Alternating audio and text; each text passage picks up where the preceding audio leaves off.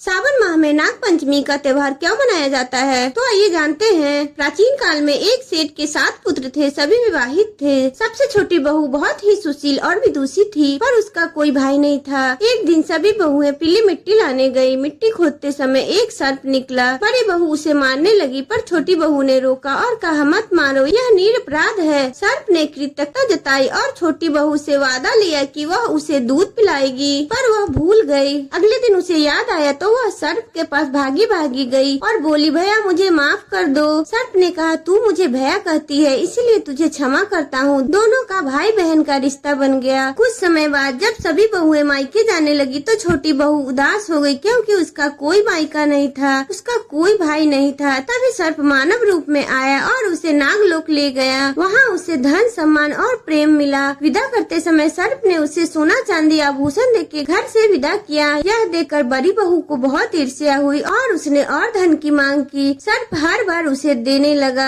एक दिन छोटी बहू को हीरे और मोती का हार मिला, जिसकी चर्चा रानी तक पहुंच गई। राजा ने उसे हार मंगवाया। छोटी बहू ने सर्प से प्रार्थना की कि हार रानी के गले में जाते ही सर्प बन जाए। वैसा ही हुआ। राजा ने छोटी बहू को बुलवाया। जब छोटी बहू ने वो हार पहना तो वह फिर से चमकने लगा, क्योंकि वो छोटी बहू का हार था। राजा ने खुश होकर उसे इनाम दिया। बड़ी बहू ने ईर्ष्या से उसके चरित्र पर शक करा। तब सर्प ने प्रकट होकर कहा, जो मेरी बहन की निष्ठा पे संदेह करेगा, मैं उसे डस लूंगा। उसके बाद से नाग पंचमी मनाई जाने लगी, क्योंकि इस दिन बहन सर्प को अपना भाई बना के उनकी पूजा करती है और उन्हें दूध और लावा चढ़ाती है। यह कथा हमें सिखाती है कि दया, सच्चाई और निष्ठा का फल हमेशा अच्छा होता है और रिश्ते दिल से निभाए जाती है, खून से नहीं।